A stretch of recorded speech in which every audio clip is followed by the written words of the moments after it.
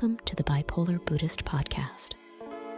Brace yourselves for a journey into the world of mindfulness and meditation. Meet your host, Tristan Allaire, a master of none with a proclivity for mood swings.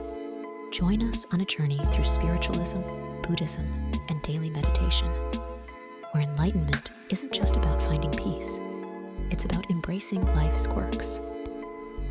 Welcome back to the Bipolar Buddhist. I'm Tristan, your guide on this exploration of the intersection between bipolar disorder and the Buddhist philosophy. In today's episode, we're going to be diving into the exhilarating yet challenging realm of mindfulness in mania. Manic episodes can be a lot like roller coasters of the mind, racing thoughts, boundless energy, and intensity that's both thrilling and overwhelming. It's during these highs that the practice of mindfulness takes on unique significance. In Buddhism, there's a term, sati, commonly translated as mindfulness. Mindfulness in mania involves cultivating awareness of the present moment, observing thoughts and sensations without getting carried away. Easier said than done, right? One powerful technique that's been very transformative for me is the focused attention on the breath. During a whirlwind of thoughts, anchoring attention to the breath helps create a sense of stability. It's like finding a still point in the middle of a storm. Body scans are another tool in the mindfulness toolbox.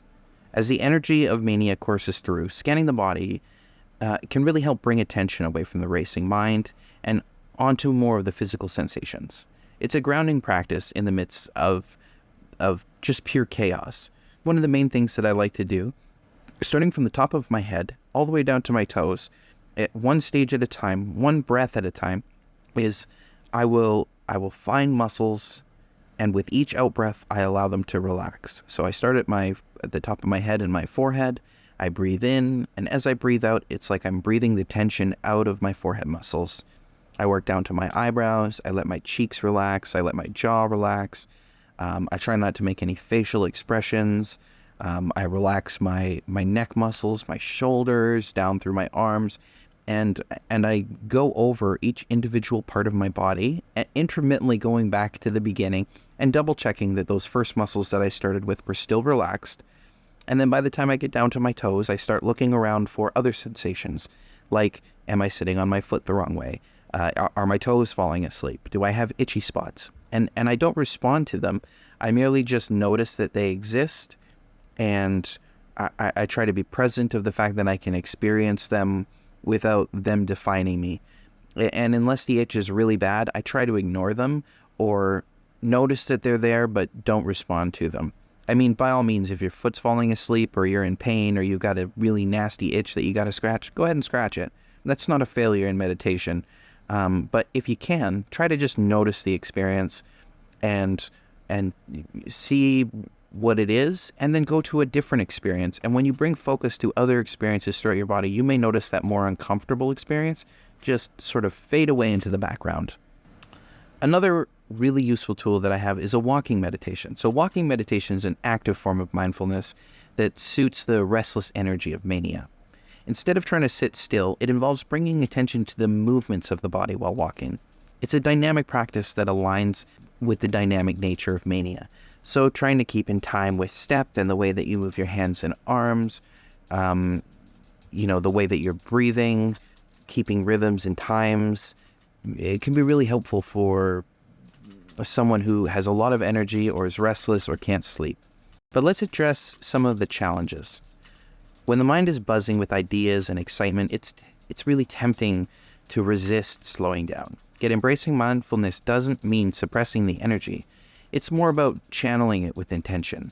The beauty of mindfulness in mania is the acceptance of the energy while maintaining a sense of presence. It's about observing the mind's fireworks without being consumed by them.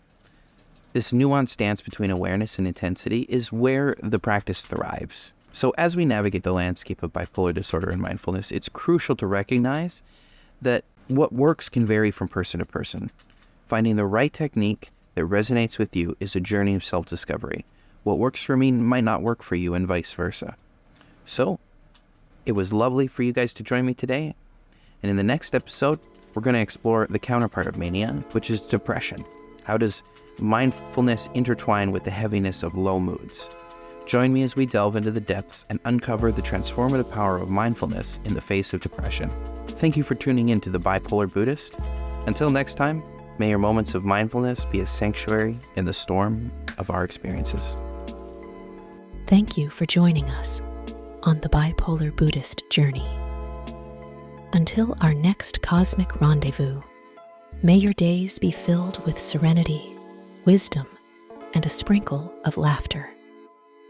Stay mindful, have gratitude, and don't forget to smile.